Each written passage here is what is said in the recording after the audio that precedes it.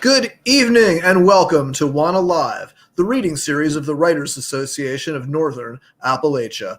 I'm your host, Damian Dressick, and here's your other host, Christina Fasonic. How are you, Damien? I am well, thank you. So is it extra slippery and slippery rock right now because there's supposed to be ice your way and rain my way? The only ice I see is in the glass of ginger ale that I've just poured. No, we were actually not having any ice. Oh, So I'm happy about that. I was actually deeply concerned about ice. How about you? How are things in Wheeling tonight? torrential downpour. That's about it. It's okay. It's survivable, though. No high winds, no thunder, no lightning. It sounds like some sort of like aborted country song. We've got a great reader tonight. We Yes, have got yes. I was going to tell him about that reader. We've got Tommy Dean. Tommy Dean is the author of two flash fiction chapbooks. One is called Special, like the people on TV, from Redbird Chapbooks, and Covenants from ELJ Editions. This is brand new to 2021. And this is really cool. Tommy is just putting out Hollows, a collection of flash fiction, which is now available from Alternating Current Press, which is a really terrific publisher. They're doing some wonderful things. He lives in Indiana, where he's currently the editor at Fractured Lit and Uncharted Magazine. He is a recipient of the Lasker Prize in short fiction. His writing can be found in Best Microfiction 2019 and 2020, Best Small Fictions in 2019, Monkey Bicycle, and numerous lit mags. You can find him at TommyDeanWriter.com and on Twitter at Tommy Dean Writer. Let's bring out Tommy Dean. All right. Hey, thank you both for that great introduction. Thanks for having me. We've got a little bit of snow here, so we got a little bit of ice and stuff, but no storms, just a little bit of snow. Waiting for summer, impatiently waiting for summer. Yes, even spring would be nice at this point. Some sunshine. Yeah. Consistently. Yes. Somehow to keep the temperatures good. So what are you going to read for us tonight? Just a couple of flashes or micros, I think. I think I'm going to read what is it called? The eponymous story, right? The Hollows, I think is what it's called. So we're going to get eponymous. I'm excited. Yes. So I'm going to read a story called Hollows. It was previously published in the Lascaux Review. So here we go. All right. We are going to disappear, Tommy, and let everybody concentrate on your reading. Hollows. We're lying in the middle of a cracked country road, fireflies blinking, a message we're too human to understand. The gravel is hot on my shoulders, the sweat gathering and pasting grit from the tarmac onto my elbows and calves. My chest heaves from chasing you earlier, my throat raw from yelling your name. One look at the way your shoes are planted into the sticky surface of the road, your knees bent toward the sky, and I know this isn't a joke. You're too selfish, too heart-bent on possessing Jody like the Michael Jordan rookie card that you swear your dad bought you, but you've never let me see. Shoulder to shoulder, you wave the lit end of a cigarette too close to my face. I regret daring you to buy them, regret giving you the money, wishing we were back at your trailer instead, arguing over the best way to hold the controller of your Super NES. Your eyes are squeezed tight. I can hear you thinking her name, Jody. Jody. And because I love what you love, because I've watched you kiss her, I've watched you hold her hand, play with her hair, listen to you brag about the parts of her body that you swear only you've touched, I love her too. So ask, what are you doing? We're dying. Can't you feel it? Your voice oozing with smoke rather than tears.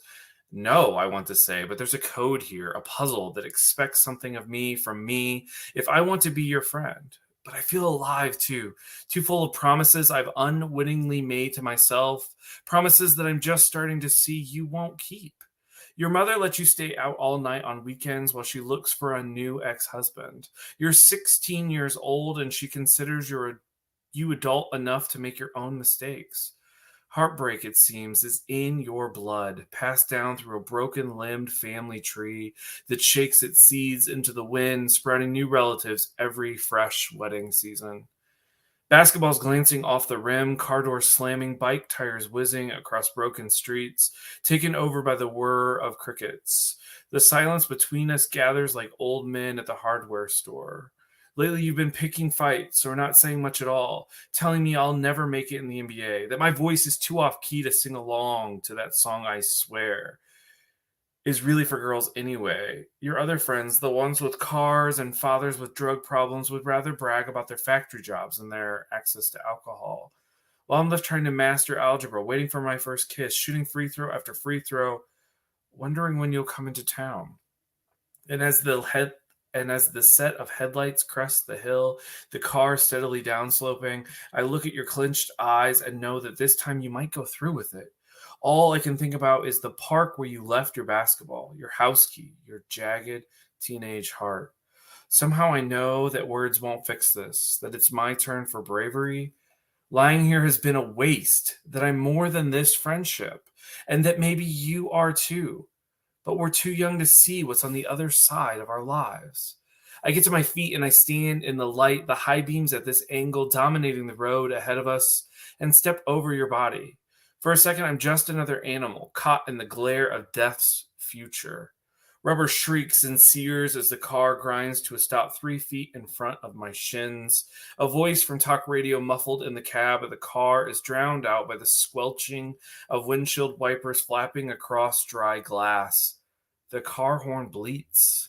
The driver sinks the passenger side tires into the weeded edge of the road, stopping alongside us, rolling down her window. You kids, you assholes, your mothers. God in heaven, she sputters.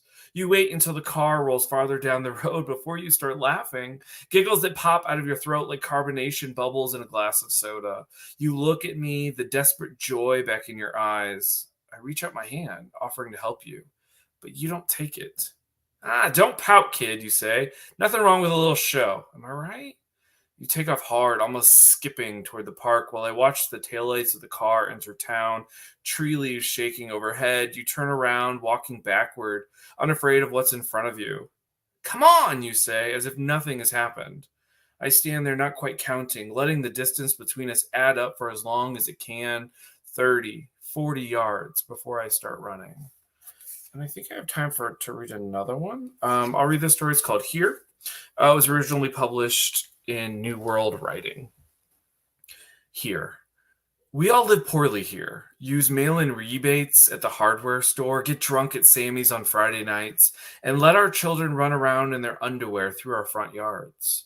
They wave flags, swords, and guns, practicing for the coming days when soldier is the only job that comes with benefits. We all live insecurely here.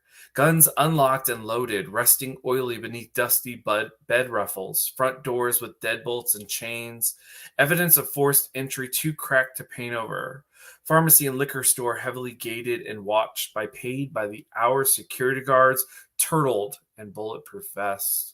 We all live indignantly here. Dig up stop signs and hammer them into the walls above our beds, siphon cable from the trailer court terminal, pull out surveyor stakes, force our pets to defecate on imaginary property lines, hoist cars onto jacks in our front drives, license plates conspicuously missing.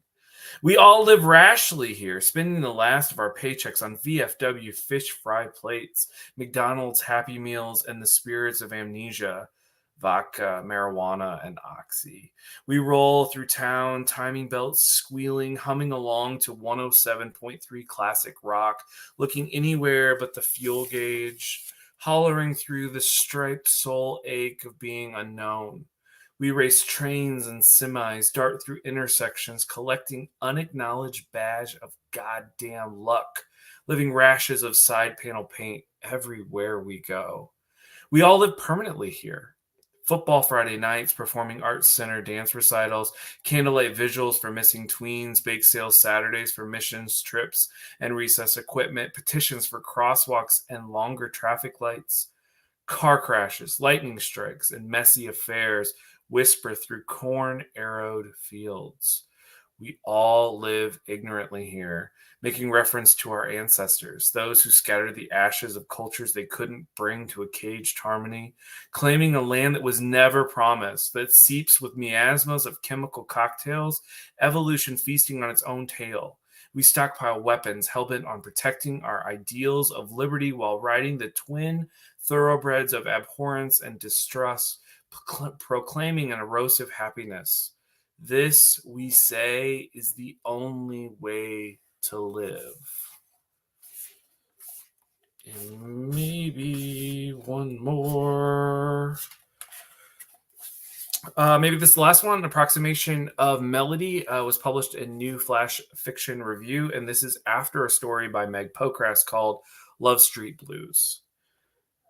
I wanted to live on an alley when I grew up, my nose flush against the cool glass, shadows cast over darkened brick, bottles broken in the shuffle of running feet, the smell of sewage and greasy food wafting into the room, mixing with the ba-na-bum of the Law and Order score. My parents wedged into their recliners for the evening, just conscious enough to stop me from escaping.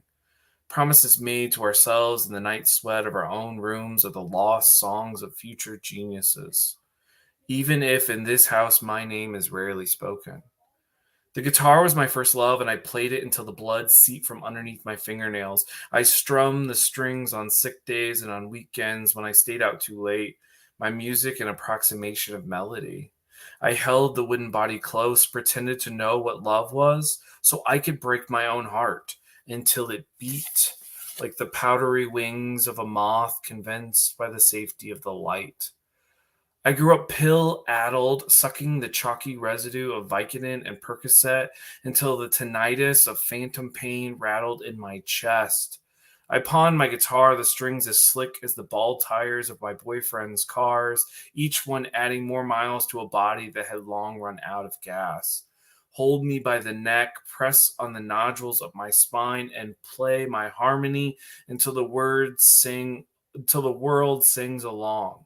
The buskers surround me, the street corner a diagonal from where I'm supposed to be. I stand in alleys, these not quite streets that I love, pressing my face against the outside of the glass, looking for a girl like myself, the one I used to be. I rest my hands on empty windowsills, reaching in, my throat catching slick with notes unsung, breathing away those last melodies, a ghost of someone's future past. Thank you. Wow, that was awesome. So many thank you. Great lines. I think my favorite one, and maybe it's because I identify with it, was she was looking for her new ex-husband. Yes. Really appreciate that. And there were some other just really good ones from the other parts of your work. Silence that gathered between us like old men at a hardware store. Evolution feeding on its own tail, and in the most recent one, pretending to know what love was, trying to break my own heart. Oh, thank you. Those are all so really delicious. I love the urgency of your work. Thank you. Yeah, that's something I think that Flash needs, desires, wants, even from the writer, and I think that's what the reader wants when they're reading Flash as well. Is hopefully this sense of urgency. So yeah, I try to put in as much as I can. Yeah, that was really awesome. Thank you. Fantastic. Damien, you're muted. It's so weird. I unmuted. I must have muted myself by accident. No, you have really grown as a writer over the last 3 or 4 or 5 years. This is really amazing work. I really love. I mean, the quality of the prose is unrelentingly top shelf. Oh, thank you so much. Yeah, it's my goal to just push the language and the image and the character as much as I possibly can. And I think you're right. I think my writing has gotten much better. I think early on, I think I laid back a little bit, and here I'm just driving it as forward as possible. Yeah, and I love the kind of world that you're exploring, kind of dimensionalizing this kind of middle America. It reminded me a little bit of like I'm a big fan of Bonnie Proudfoot's writing. It reminded me of like Bonnie Proudfoot on meth. That kind of, or like did you ever read George Singleton? Yeah, yeah. Like I've seen George read live and have that same kind of driving, almost like there's somebody like playing drums with a backbeat. You know, Oh, like thank you so much. yeah, ticking that reading. I really, really like the work. I think Christine and I both, we can see each other because we're watching you. And we both, with the line about the ex-husbands, was, you know, that's why I always mute myself because I don't want to like be laughing in the middle of someone's I mean, it's probably a compliment in some ways, but you don't want to be interrupting. I have to say, like, one of my favorite things is, you know, like seeing people read live is when there are things in their work that I can appropriate into my general conversation, make me seem like I'm really clever. And I'm definitely going to start, you know, as a matter of fact, I'm going to start tomorrow in class. You know, when you ask a question, the students don't answer. You say, "You're quiet as two old men in a hardware store." Yeah, Like, that'd be great. I love that. It's beautiful and portable. They won't get it though. They won't get the joke. No, I think it's Right, it's a forgotten thing to see to see the two old men in the hardware store. All these old men have cell phones now. You know. Yeah, absolutely. Oh, we're getting some good comments. Now, Tommy, I have to ask. This is from Leah. Use code Tommy40. Yeah, so Yeah, Leah is the 40% publisher off. of Alternating Current Press, and so it sounds like we've got a special deal on Hollows today if we use this code. Now, what I want to know though is, and maybe Leah, if you could be so kind as to post a link, so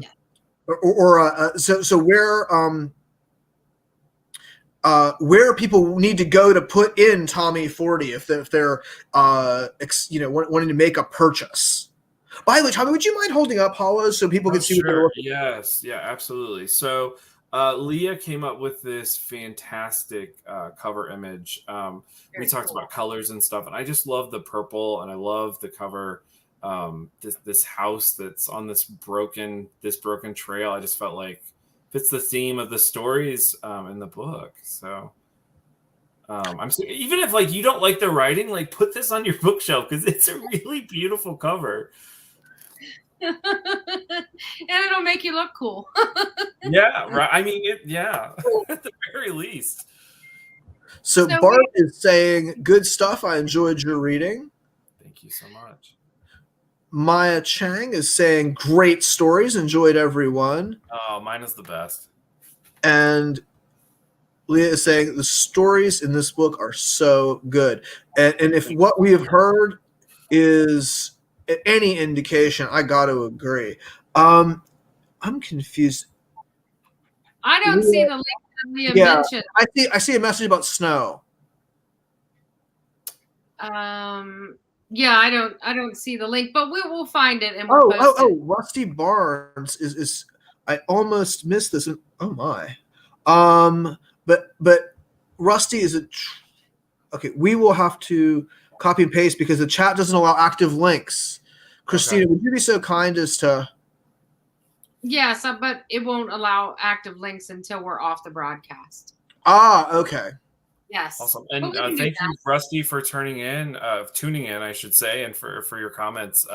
And Rusty is a poet, so to hear that from a poet is just amazing. He is a regular viewer.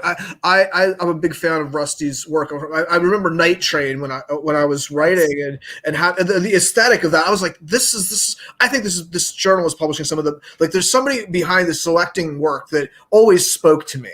Yeah, it was fantastic journal. I wish it was still around. Maybe someday we can all write like a letter writing campaign to Rusty. There we go. We hope you get on the show soon, Rusty. Yes, very much so. Okay, so we are going to be back next week. Is that true, Christina? Yes, and thus begin the entire month of March with March Mad Women. We will be featuring the Mad Women from the Attic at Carlow University, and we're very excited. So 5 weeks of the Mads every Thursday night at 8 p.m. throughout the entire month of March, including our 2-year anniversary show at the end of March. So we are really excited about that.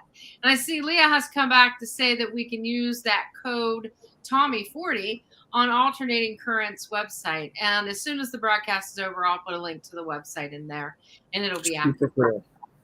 Yes.